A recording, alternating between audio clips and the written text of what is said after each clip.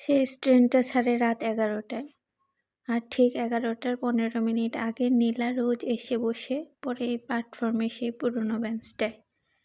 ৫ বছর ধরে। কেউ জানে না কেন সে আসে। স্টেশন বদলেছে, দোকান বদলেছে, এমনকি ট্রেনের নামও বদলে গেছে। কিন্তু নীলার জায়গাটা একই আছে। এই প্ল্যাটফর্মেই একদিন তার জীবন ২ ভাগে ভাগ হয়ে গিয়েছিল। সেদিনও সন্ধ্যা ছিল, আকাশটা ভারী। আরিফের হাতে ছিল একটা ছোট্ট ব্যাগ। খুব বড় কিছু না, যেমনটা হঠাৎ চলে যাওয়ার সময় মানুষ নিয়ে যায়। আরিফ বলেছিল, চাকরিটা পেয়েছি, বাইরে যেতে হবে।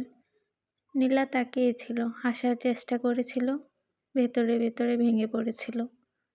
সে বলতে পারত, আমাকে নিয়ে যাও, আমি তোমাকে ছাড়া থাকতে পারবো না, কিন্তু বলেনি।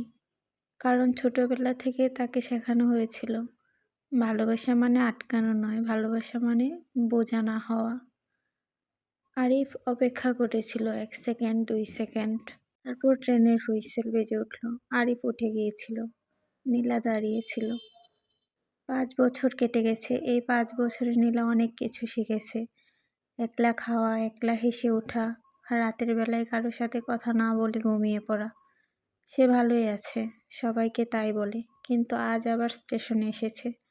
আজ আরিফের জন্মদিন। নীলা ব্যাগ থেকে একটা ছোট্ট ডায়েরি বের করে, ভেতরে একটাই পাতায় লেখা, বারবার লেখা, আজ যদি সেদিন হতো। সে চোখ বন্ধ করে ভাবে, সেদিন যদি বলতো, আরিফ কি থেকে যেত? হঠাৎ পাশে বসে কেউ, এখনো আসো? নীলা চমকে ওঠে। গলাটা চেনা, খুব চেনা, অবিশ্বাস্য রকম চেনা। আরিফ? সময় তাকে বদলেছে, বয়স বেড়েছে, চোখের নিচে ক্লান্তি, কিন্তু তাকানোর ভঙ্গিটা একদম আগের মতো।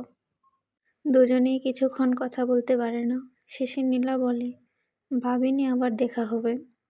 আরিফ হালকা হেসে বলে, আমি জানতাম দেখা হবে। নীলা বলল, কিভাবে জানতে? আমি জানি তুমি কথা না বললেও আশা বন্ধ করনি। নীলার চোখ ভিজে আসে। আরিফ বলে, আমি অপেক্ষা করেছিলাম অনেকদিন। নীলা ফিসফিস করে বলে, আমি ভয় পেয়ে গিয়েছিলাম।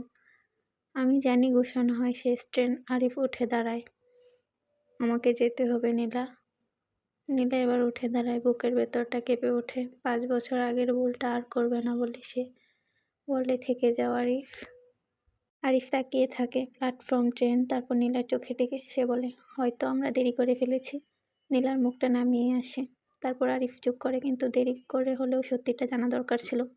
ট্রেন ছাড়ে, আরিফ চলে যায়। নীলা দাঁড়িয়ে থাকে, কিন্তু আজ তার বুকটা হালকা। কারণ কিছু ভালোবাসা থেকে যায় পাওয়ার জন্য না, মনে রাখার জন্য।